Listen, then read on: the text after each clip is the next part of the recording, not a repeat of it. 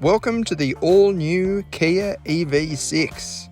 So this is the sibling of the Hyundai Ioniq 5, riding on the same eGMP architecture from Hyundai Motor Group, or the Electric Global Modular Platform. We're not sure how to describe the design of this. Is it an SUV, a crossover, or a sporty four-door coupe? Either way, it definitely looks futuristic and like nothing else on the market. That can be either a good thing or a bad thing, depending on your stance. It doesn't really look like any other Kia either. Here we're testing the GT-Line, which sits in as the flagship before the full-blown GT arrives in Australia later this year. Unlike the Hyundai version, Kia Australia has applied its own ride and handling tune specifically for the local market. This means it should be able to manage our harsher roads much better. The GT line comes standard with these 20-inch turbine-style alloy wheels, wrapped in surprisingly wide, for this style of car, 255/45 Continental tyres. The grip levels are fantastic, and it feels really solid on the road, no doubt thanks to its 2-ton tear weight. The interior does blend in some of Kia's latest themes, such as dual digital screens running across the dash, but with no transmission tunnel, practicality is lifted far beyond any other model in the showroom. There are loads of storage options around the place, and more than enough USB and 12-volt sockets.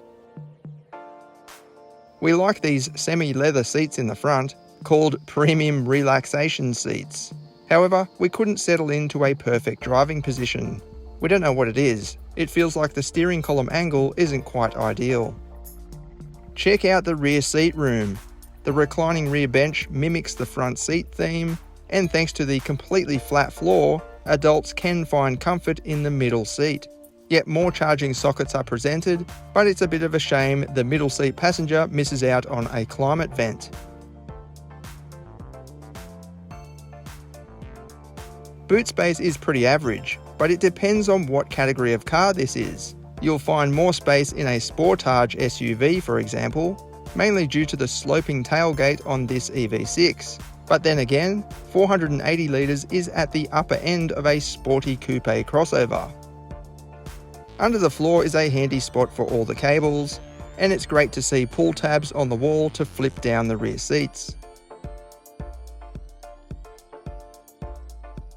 Under the bonnet, it looks like there is a conventional engine in there.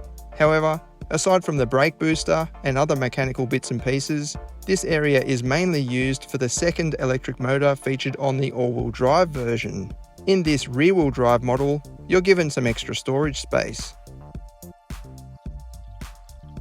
Out on the road, the local tuning seems well suited to our conditions. It absorbs bumps with a good mix of composure and taut sturdiness.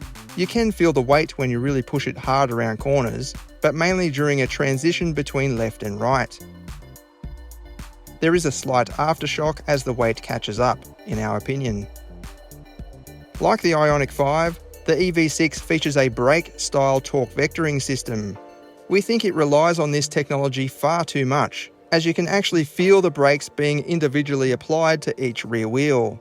The effect does seem reduced in sport mode though, so you get more of a natural feel. Perhaps most interestingly, the system does not feel as intrusive as it is in the Hyundai. Like any electric car, performance and response from the motor here is excellent, and it can be fun swiftly advancing yourself ahead of traffic. This is what it goes like.